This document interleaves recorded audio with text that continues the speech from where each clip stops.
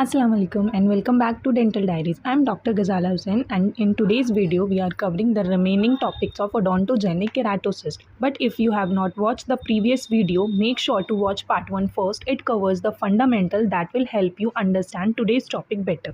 Radiographic variants of OKC. There are 4 radiographic variants of OKC: extraneous, replacemental, collateral and envelopmental. Extraneous, it is presenting in the ascending ramus away from the teeth. Replacemental, it is formed in place of normal tooth of the series. Collateral, it is adjacent to the roots of the teeth, usually in the mandibular premolar region. Envelopmental, it embraces an adjacent unerupted tooth and it may impede the eruption of the related tooth, which may mimic and give the dentigerous cyst appearance. Also, the multilocular variety in the mandibular third molar area may be confused as an ameloblastoma, and it also occur in the periapical region of the vital tooth, giving the radicular cyst appearance. Enlargement in OKC. There are various factors that result in the enlargement of OKC. First, role of growth. Because of high mitotic index and high rate of proliferation, there is increased enlargement of the OKC. Role of osmolality. Toller in 1970 defined as osmotic difference may be the result of liberation of product of cell lysis. Prostaglandins, OKC release prostaglandin E2, which is responsible for its narrow elongated growth in the mandible. Role of inflammatory exudate. Cyst wall usually free of inflammation, but epithelial barrier is relatively less permeable than the other cyst. Role of glycosaminoglycans. Hyaluronic acid was in abundance, which derived from both connective tissue and epithelial wall. Role of collagenolytic activity. Collagenase degrade type 1 and type 2 collagen in OKC at an equal rate. Histological feature. These are one of the most important features of OKC.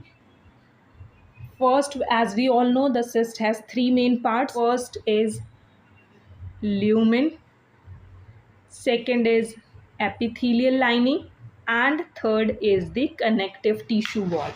Due to active proliferation of epithelium, the epithelial lining enfolds into the fibrous connective tissue, resulting in the formation of crypts and inlets of the lumen. This is the crypt or inlet of the lumen. And there is also a presence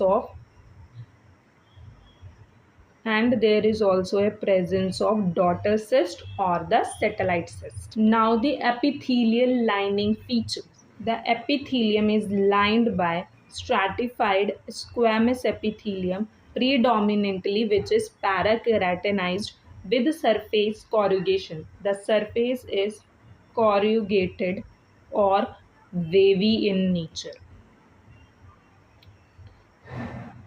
It is 5 to 8 cell layer thick without ratapex. Mitotic activity is frequent, which drive high intrinsic growth of the cyst. Basal layer has columnar and cuboidal cells showing palisaded, hyperchromatic, reversal of polarity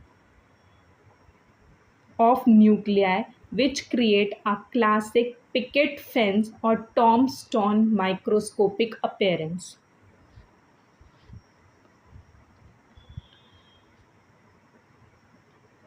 Connective tissue features. The attachment between the epithelium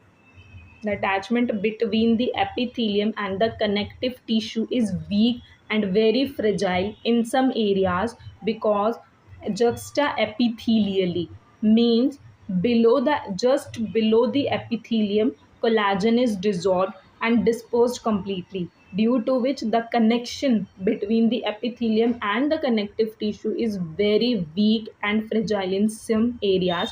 As a result, separation of the epithelium occurs during surgery. In the presence of inflammation, epithelium loses its surface keratinization. When there is a presence of inflammation, there is no surface keratinization, corrugation. Epithelium is very thick. Epithelium is thickened. Development of ratapegs. It may completely ulcerate. Mild lymphocytic infiltration, cholesterol clefts or hyaline bodies are present in the cyst lumen. Treatment. The first line of treatment is marsupialization, means relieving pressure to shrink the lesion before definitive surgery. Definitive surgery perform करने से पहले जो cyst के अंदर pressure बना हुआ है उसको हम रिलीव करके सिस्ट का जो साइज है उसको श्रिंक करेंगे डेफिनेटिव सर्जरी करने से पहले. Second is enucleation and primary closure, removal of the entire cyst lining. पूरी सिस्ट की लाइनिंग को हम रिमूव करेंगे एंड उसको ओपन पैकिंग दे देंगे. Third is peripheral osteotomy as an adjunct to enucleation. Enucleation के साथ हम पेरिफेरल ऑस्टियोटमी परफॉर्म करेंगे टू एलिमिनेट करने के लिए residual epithelial lining. Enucleation करने के बाद अगर कोई हमारी एपिथेलियल लाइनिंग रह गई है तो उसको हम एलिमिनेट करेंगे पेरिफेरल ऑस्टियोटमी से. Prognosis is not good. There is chances of high recurrence. What are the causes of recurrence? There are various factors. First is biological factor due to the retention of satellite or daughter cysts. Also, the epithelium itself possesses high intrinsic growth potential, high metabolic activity, and due to the residual basilar cell proliferation. Surgical and histological factor.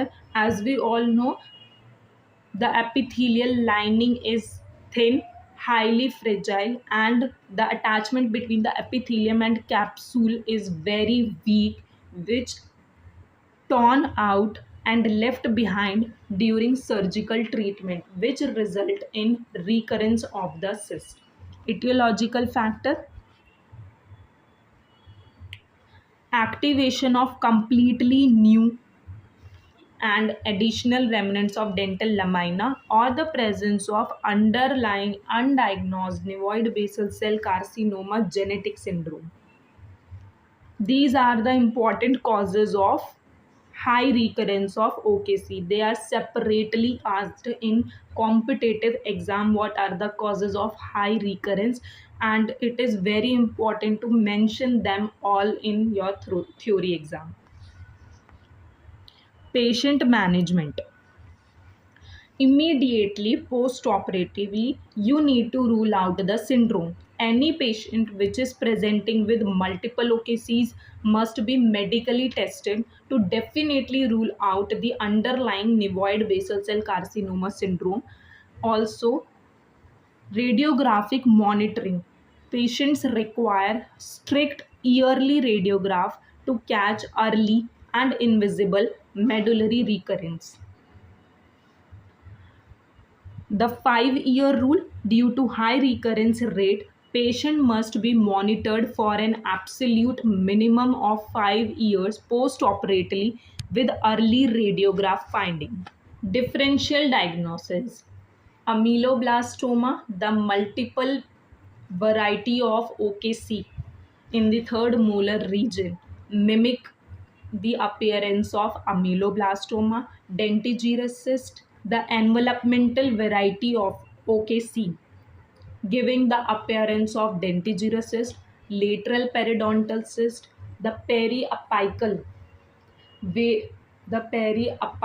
occurrence of odontogenic keratocyst, giving the appearance of lateral periodontal cyst. Thank you, and that wraps up our clinical breakdown of the odontogenic keratocyst. If you find this video helpful for your studies, Drop a comment below and let me know what pathology topic we should cover next. Don't forget to like, subscribe, and share this with your fellow dental student. See you in the next video. Thank you.